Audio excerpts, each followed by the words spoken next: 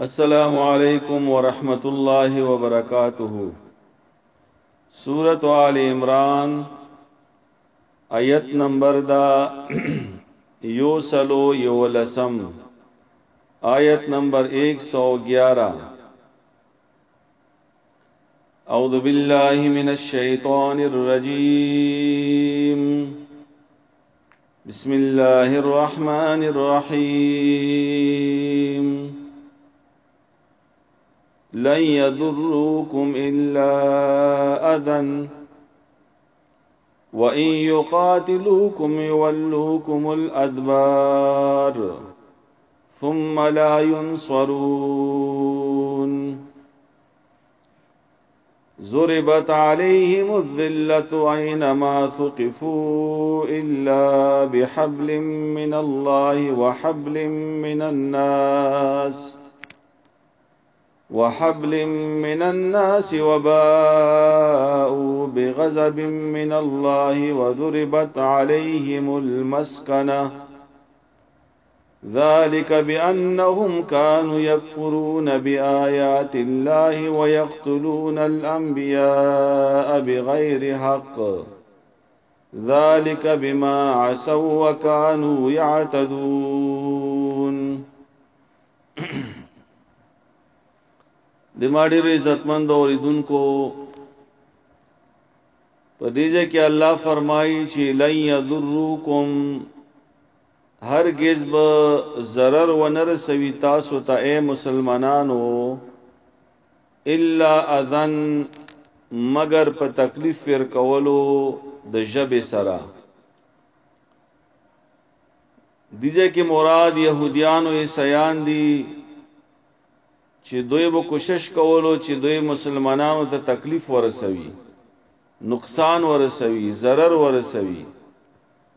او الله فرمایي چې دوی تاسو ته تکلیف نشي رسولای مگر صرف دا چې په الفاظو کې یا په بیان کې به دوی خبرې کوي، الزامات به لګوي، سخت خبرې به کوي، خو نور تاسو ته نقصان نشي رسولای۔ او دیجه کی یاد ستای دا خبره چې دا صحابه کرام په دې وخت کې هغه زندگی وا، نو د صحابه کرامو ایمان چې وو هغه د اعلی درجه ولو، نو کله چې ایمان اعلی درجه ولوي او مضبوط ایمان وی، نو بیا دا يهوديان عیسایان مسلمانانو ته هیڅ تکلیف نشي رسولای۔ خو چې کله د مونږه په شان د ایمان وی، کمزور ایمان وی، ډګمګاو ایمان وی، او اسی په نوم باندې مسلمانی وی، نو بیا دوی تکلیف رسول شي، لکه څنګه نن سبا يهوديان عیسایان او مسلمانانو ته ډېر تکلیفونه ورسول۔ خو په دې تکلیف رسولو کې غلطی دی مونږه ده چې مونږه ایمان په هغه درجه کې نه ده، مونږ خپل منځو کې اتحاد نشتا، اتفاق نشتا، مینا محبت نشتا، ورورولي نشتا دا، اگر چې دا ټول د اسلام تقاضی دي، د اسلام تقاضا دا چې مؤمنان او مسلمانان دا به یو جسم په شان دی، لکه څنګه نبی علی السلام فرمایي چې دا ټول مسلمانان داسې دي لکه یو جسم، یا دا ټول مسلمانان دا سیدی لکه یو عمارت،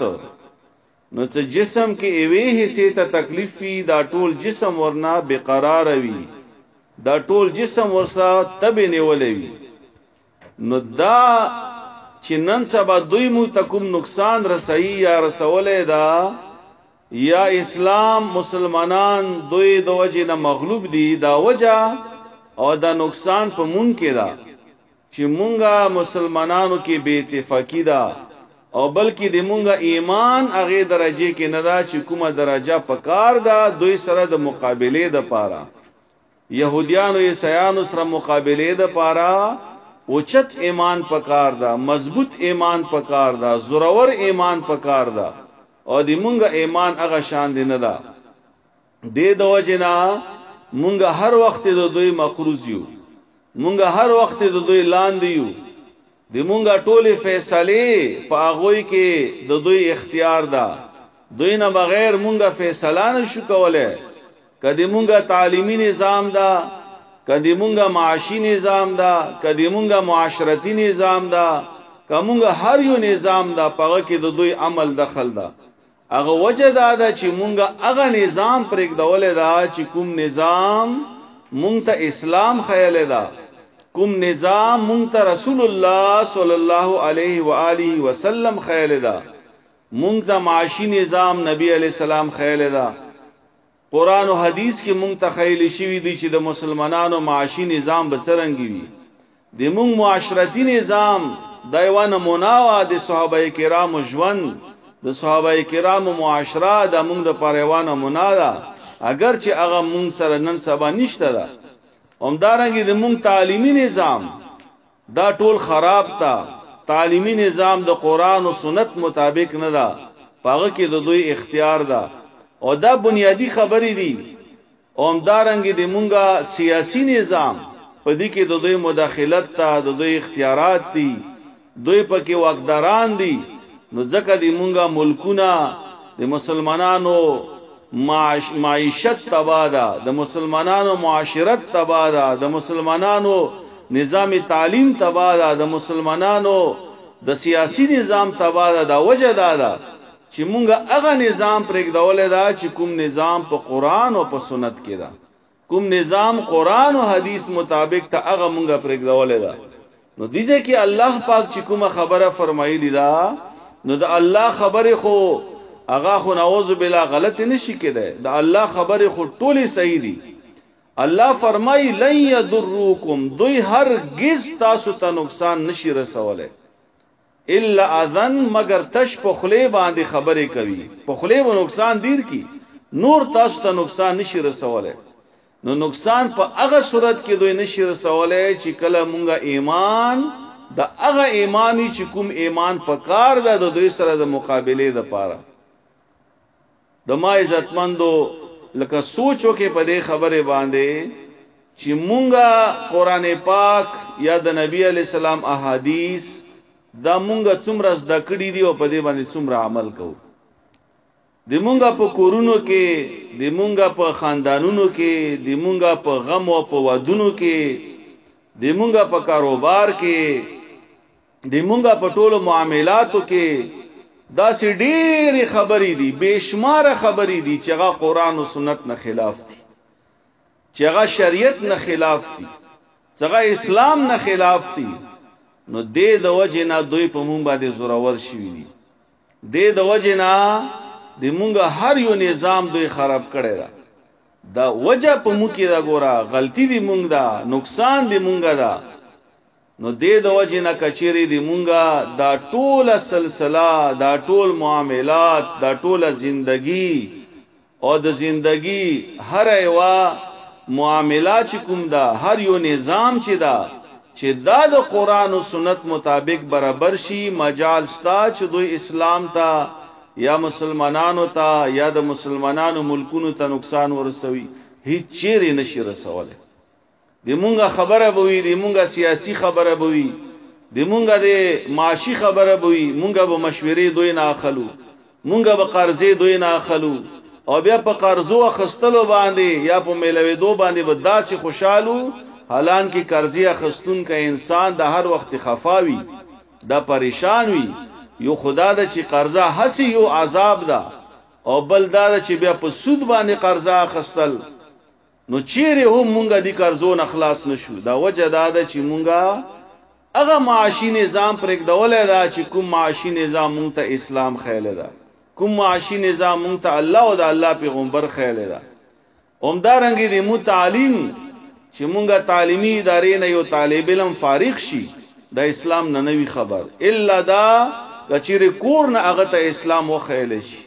مور او پلار طرف نه هغه ته اسلام وخیل شي، خډيره خاله کني مونږه تعلیمي نظام چې دا په دې کې یو کسب فارغ شي تعلیم نه او پورا ډیګري به حاصله کی، خدای ته به د مونږ معنی نه ویزدا، دې ته به د قران معنی نه ویزدا، دې ته به هغه شیونه نه ویزدا چې کوم یو عام مسلمان سره ضروری دي. دا دی مونږه تعلیمی نظام ده. همدارنګه نور چې څومره نظام دی مونږه دا څومره نظامونه دي دا ټول ګډ وډ دي. دا د اسلام او د قران او حدیث مطابق نه دي د وجه نه داخله کوم باندې زورور شي دي د وجه نه مونږه د دوی محتاج یو د وجه نه دوی نه مونږه قرضې اخلو د وجه نه دوی په موږ کې مداخلت کوي او مونږه ورته څویل نشو چې مونږه یې مقروض یو نو د ما عزتمند الله پاک وضاحت سره دا خبره فرمایلی ده چې دوی تاسو ته نقصان در کولای نشي او بیا الله فرمایي چې و ان یقاتلوکم یولوکم الادبار او کجری دوی تاسو سره جنگ شروع کړلو نو دوی به شکست خوري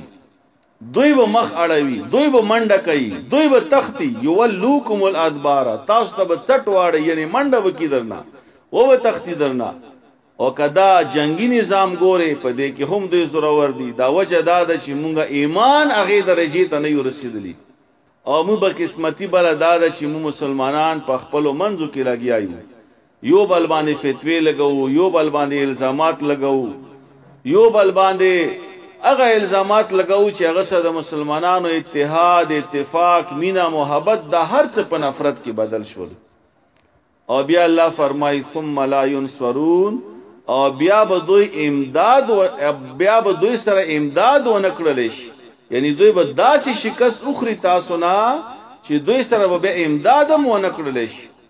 نو دا ډیر قیمتي آیت تمو د پاره او په دینن سبا حالات باندې بالکل اور فټ تا ځکه چې د مو مشران د مو کشران